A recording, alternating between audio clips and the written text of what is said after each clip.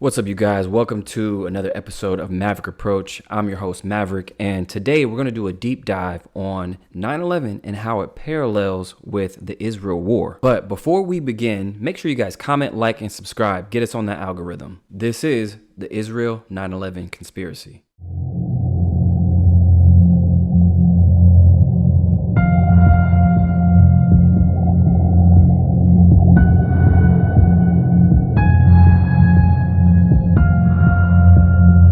The Maverick Approach.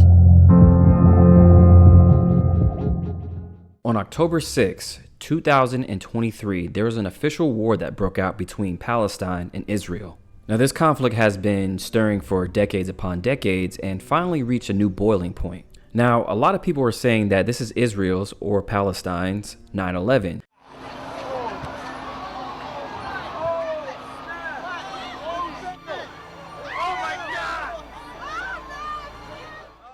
But anytime there's war, any kind of major conflict, there's a lot of symbology that happens that the elites use to communicate between each other and to you guys.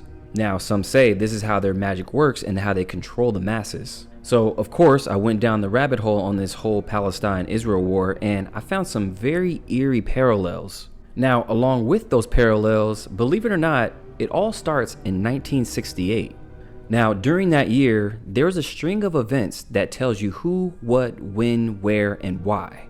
So let's start with the code itself, 911. So the 911 service was established by the Alabama Telephone Company, and the first call was made in Haleyville, Alabama. But also that same year, 1968, the World Trade Center began construction. Also in 1968, the president at that time, George W. Bush, graduated from Yale. Let's not forget about when. That same year, a movie called Year 2001, A Space Odyssey came out. And to top it off, the New York Jets won the Super Bowl that same year. Now, how many coincidences have to happen before it's not a coincidence? I mean, being that all those things line up pointing to 9/11 is more than coincidental. Now, what does all that have to do with the Israel war, you ask? Yet again, 1968, the Israel shekel was created. Now, I told you that symbology is very prominent in these types of situations. Doesn't that look like a plane colliding with two buildings? So those two pillars are actually Torahs, but they're very strangely placed on the shekel. Let's take a recap of the year 1968. So we have 9/11, which is the code that was created that year, the World Trade Center, which began construction that year, the president of that time, George W. Bush, graduates Yale, the year 2001, A Space Odyssey comes out, the New York Jets win the Super Bowl, and the Israel shekel all that same year. Another eerie parallel that I found was in 2023 when a train crashed in Ohio.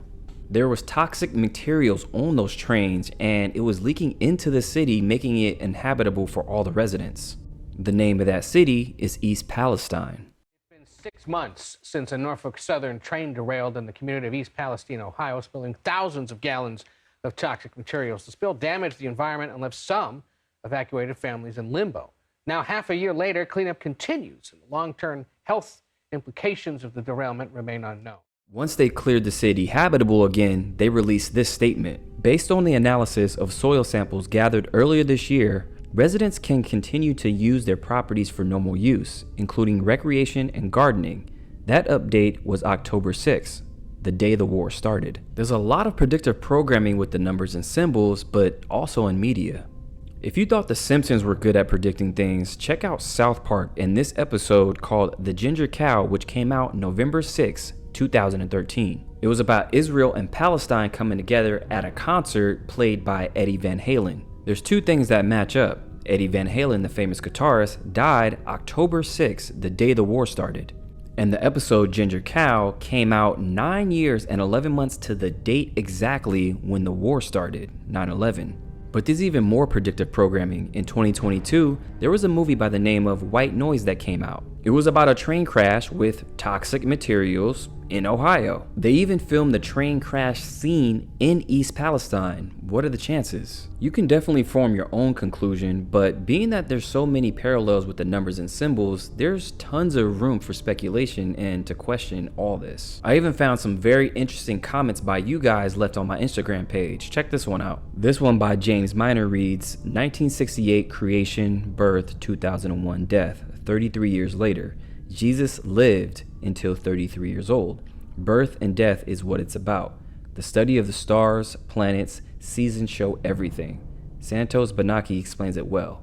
That was a great catch because I didn't even catch that one. 33 years later, and being that 33 degrees is the highest level of masonry puts another notch on that conspiracy belt. Make sure you guys always comment below, either on my IG or YouTube, because I may not catch something, and that was a great comment because that's something that all connects with this. For me, coincidences just don't exist. There's a lot of weird things going on, and when you have this many parallels, how could it be? But that'll do it for this episode. Make sure you guys comment, like, and subscribe. Also, text MAV to 26786 to stay up to date. And don't forget, question everything.